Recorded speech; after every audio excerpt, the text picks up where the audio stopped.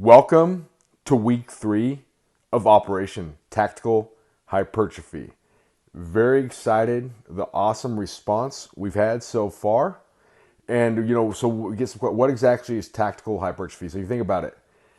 Think about a structural firefighter that has to pick up somebody 300 pounds and lift that person down 3 flights of stairs. A SWAT team officer that has to kick in a door or climb over some large obstruction, then kick ass when they get over that obstruction. Okay, the military, William J. Kramer has even talked about the modern day anaerobic battlefield because of how much weight soldiers are carrying. In Afghanistan, a lot of soldiers averaged over 100 pounds of gear. And, at one point before that in Grenada, there was a research article I read one time.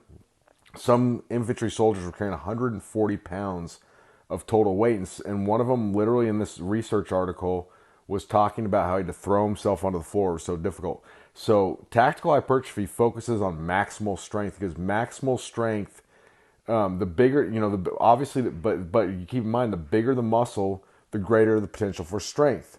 If this was not the case, there would be no weight classes in powerlifting or Olympic lifting. But with tactical hypertrophy, it allows us to build more maximal strength because it's putting on functional muscle. We're avoiding the term functional strength because it gets goofy.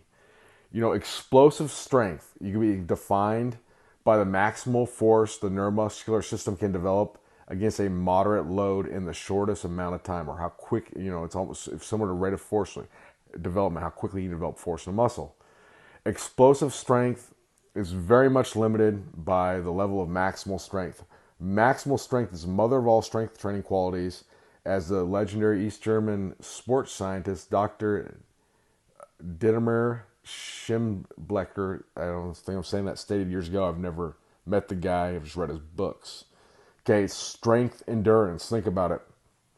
So let's just say a real easy number, you can produce 500 pounds of force.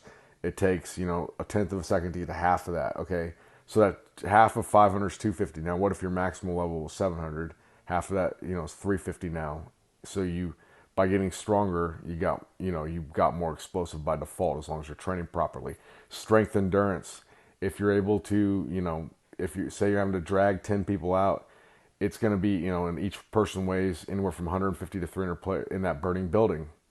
It's going to be a lot easier if you're strong. If you deadlift 700 pounds, it's not going to be as difficult than if you deadlift 300 pounds, where that first person you took out wipes you out.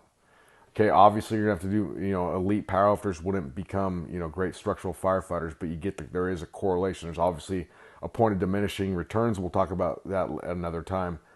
And obviously this tactical hypertrophy is one of those important aspects for preventing injuries. A stronger muscle has a lower risk of injury or a tear.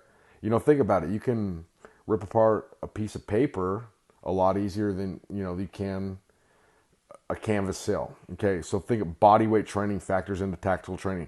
A tactical athlete needs to be able to use his or her body weight to get over obstruction. So if you can't do a pull-up, it's going to be hard to climb up something, overhead. Irregular lifting. Strongman is the ultimate form of tactical functional training because of the way that it moves. Okay, so what is more functional than picking something heavy off the ground and moving with it? So strongman bridges the gap. So now on to Tom specifically. Tom is up another 3 pounds. Very excited. So he weighs 317 now.